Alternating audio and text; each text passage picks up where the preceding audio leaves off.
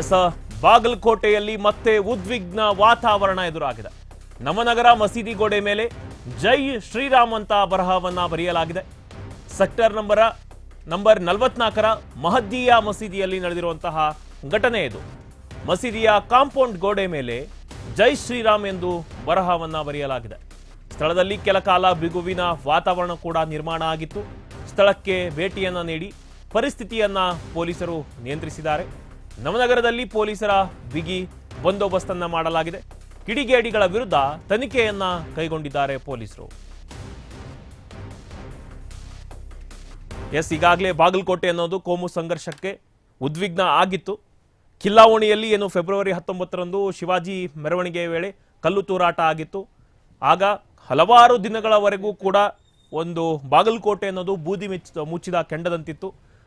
ಗಲಭೆಗಳ ಮೇಲೆ ಗಲಭೆಗಳು ನಡೀತಾ ಇದ್ವು. ಆಮೇಲೆ ಮಾಂಸದ ಅಂಗಡಿಗಳಿಗೆ, ಆಮೇಲೆ ಕಾರ್ಟ್ಗಳಿಗೆಲ್ಲ ಬೆಂಕಿಯನ್ನ ಹಚ್ಚಿದ್ರು. ಇದನ್ನ ಕಂಟ್ರೋಲ್ ತರೋದಕ್ಕೆ ಸರ್ಕಾರನೂ ಕೂಡ ತುಂಬಾನೇ ಪ್ರಯತ್ನವನ್ನ ಪಟ್ಟಿತ್ತು. ಬಟ್ ಇದೀಗ ಮತ್ತೆ ಉದ್ವಿಗ್ನದ ವಾತಾವರಣ ಎದುರಾಗಿದೆ ಅನ್ನೋದು. ನವನಗರದ ಮಸೀದಿ ಏನಿದೆ, ಮಹದ್ದೀಯಾ ಮಸೀದಿ, ಇಲ್ಲಿ ನಡೆದಿರುವಂತಹ ಘಟನೆ ಇದು. ದೃಶ್ಯದಲ್ಲಿ ಗಮನಿಸ್ತಾ ಇರಬಹುದು ನೀವು. ಪೊಲೀಸರು ಅದನ್ನು ಅಳಿಸ್ತಾ ಇದ್ದಾರೆ. ಗೋಡೆ ಮೇಲೆ ಜೈ ಶ್ರೀರಾಮ್ ಅಂತ ಬರೆದಿರ್ತಾರೆ. ಅದು ಮಸೀದಿಯ ಕಾಂಪೌಂಡ್ ಗೋಡೆಯ ಮೇಲೆ.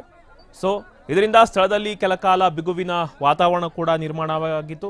ಬಟ್ ಸ್ಥಳಕ್ಕೆ ಪೊಲೀಸರು ಭೇಟಿಯನ್ನು ನೀಡಿ ಪರಿಸ್ಥಿತಿಯನ್ನು ನಿಯಂತ್ರಿಸಿದ್ದಾರೆ.